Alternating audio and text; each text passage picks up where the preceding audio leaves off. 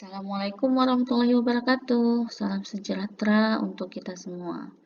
Baiklah, Ananda sekalian, kita masuk pada materi berikutnya mengenai kaidah penjajahan.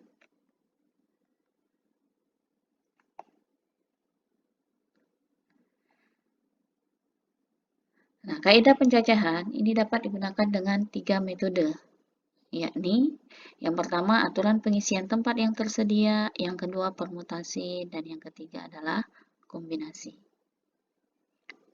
Kita pelajari dulu untuk yang pertama mengenai aturan pengisian tempat yang tersedia. Contoh, pada lomba lari 100 meter, 4 anak lolos ke putaran akhir, yaitu A. Adi, B. Banu, C. Chandra, D. Dodi. Berarti nanti siswa peserta lomba lari ini kita lambangkan dengan A, B, C, dan D. Nah, pada perlombaan tersebut disediakan 2 hadiah. Artinya yang menjadi juara itu hanya juara 1 dan juara 2. Ada berapakah susunan pemenang yang mungkin? Kita teli satu persatu. Nah, tadi yang ikut lomba ada 4 orang, A, B, C, dan D. Dan juara yang diminta hanya 2. Dan hadiah yang tersedia kan karena hanya 2. Juara 1 dan juara 2. Nah, kita misalkan yang pertama, si A adalah yang menempati posisi juara 1. Nah, berarti ada 3 kemungkinan. Bisa saja si B yang juara 2. Nah, maka susunan pemenangnya menjadi A, B.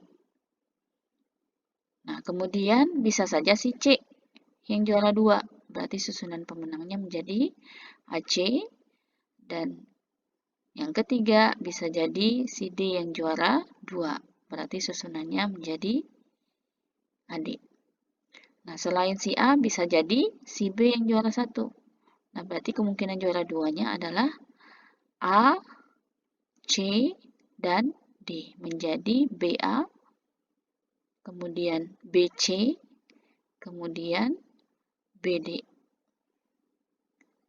Kemungkinan yang ketiga bisa jadi si C yang juara 1. Berarti kalau si C yang juara 1 bisa jadi juara 2-nya si A, B, dan D. Berarti susunan pemenangnya menjadi CA, kemudian CB, kemudian CD. Terakhir, kalau si D yang juara pertama, maka kemungkinan yang juara kedua adalah A, B, dan C. Berarti susunan pemenangnya menjadi DA, kemudian DB, kemudian DC. Nah, dari ilustrasi itu kita dapat peroleh bahwa kalau kita tilis satu persatu, berarti susunan pemenang yang mungkin itu ada 12. 1, 2, 3, 4, 5, 6, 7, 8, 9, 10, 11, 12. Nah, itu kalau dia memiliki 4 peserta. Nah, kalau 100 peserta kan menjadi repot untuk melakukan teli satu persatu seperti ini. Maka bisa kita gunakan aturan pengisian tempat. Nah, tadi yang juara yang mengikuti lomba itu adalah A, B, C, dan D, yaitu 4 orang. Sedangkan juara yang diminta hanya juara 1 dan juara 2. Nah, tadi kita memposisikan juara 1 itu ada 4, yaitu si A, B, C, dan D. Kita ulang ya. Nah, ini. Juara 1 kemungkinannya ada 1, 2, 3, 4. Sedangkan juara 2-nya ada 3 untuk masing-masing pada juara 1.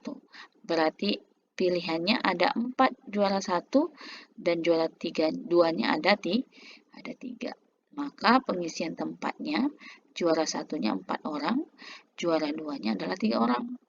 Nah, berarti kita tinggal mengkalikannya saja. Maka banyak susunannya adalah 4 dikali 3. Berarti sama dengan 12. Jadi tidak perlu kita teli satu persatu.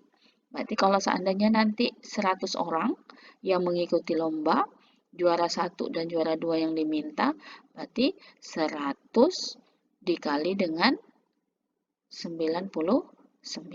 Seperti itu saja. Nah, kita lanjut.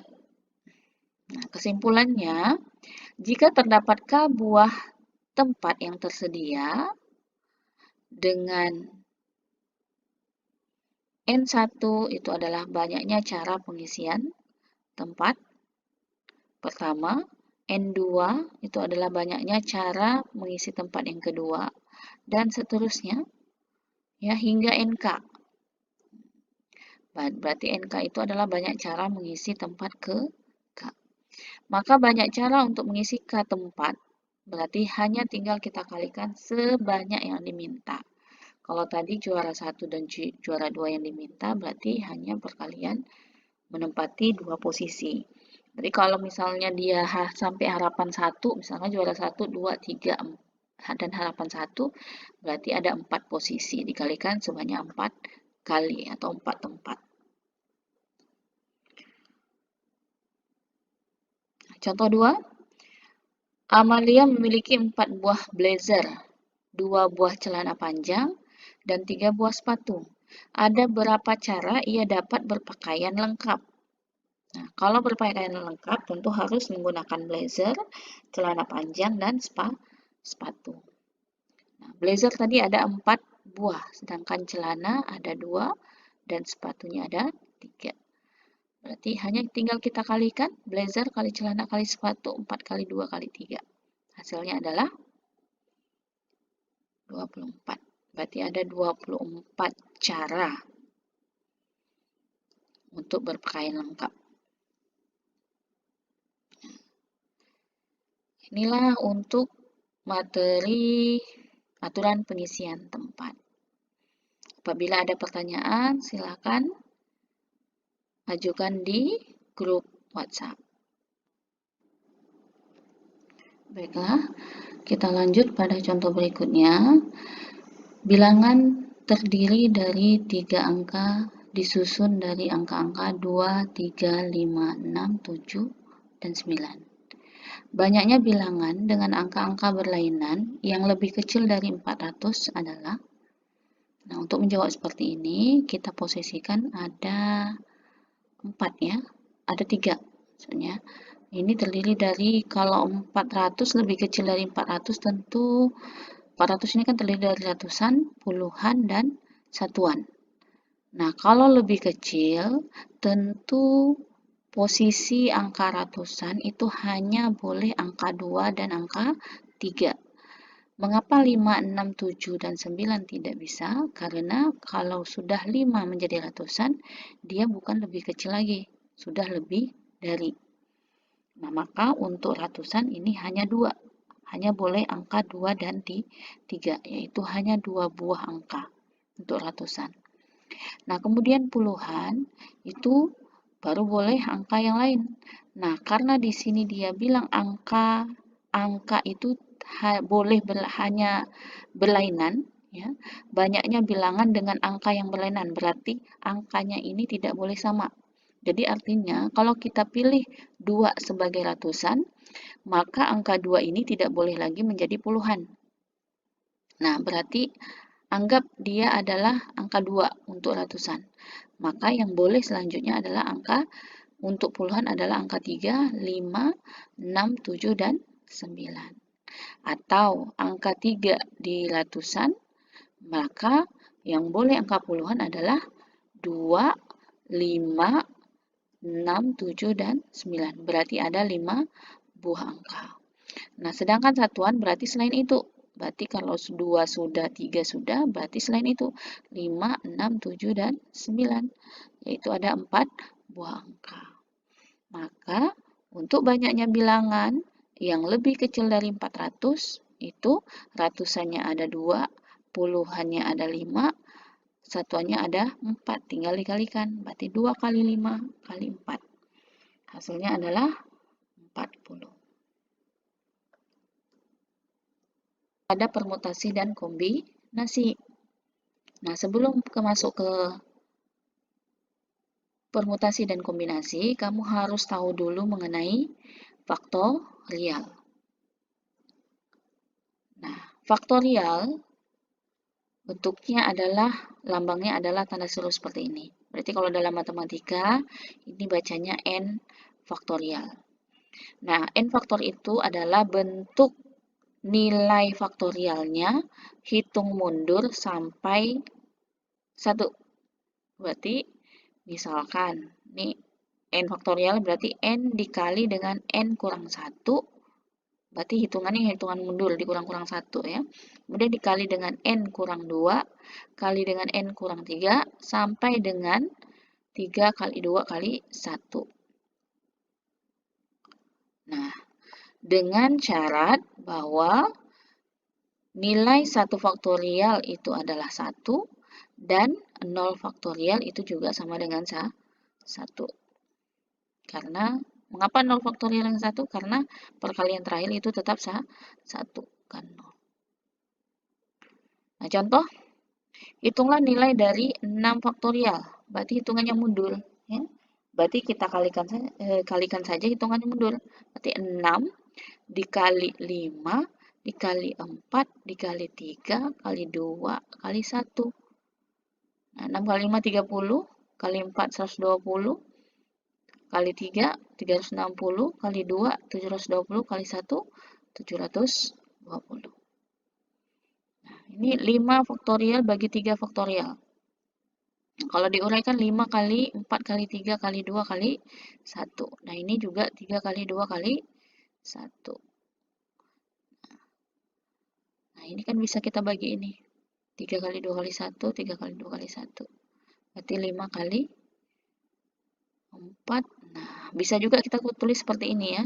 Menghindari perkalian panjang. Kalau ini kan 5 kali 4 kali 3 kali 2 kali 1 kan tulisannya panjang ya.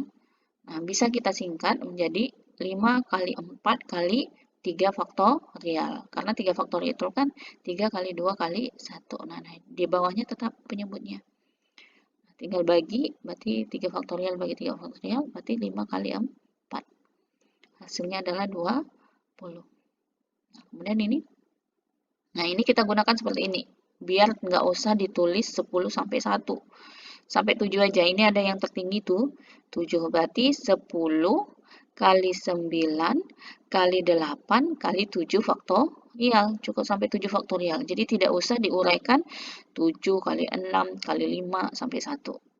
Nah, jadi cukup sampai 7 faktorial. Nah, kemudian 7 faktorial tetap kita tulis 7 faktorial. Nah, 3-nya kita urai. Berarti 3 kali 2 kali 1. Nah, tinggal dibagi. 7 faktorial bisa kita bagi. Ya. Kemudian 9 bagi 3. Nah, 8 bagi 2, 4. 9 bagi 3, 3. Nah, berarti yang sisanya adalah 10 kali 3 kali 4. Berarti berapa ini? 120.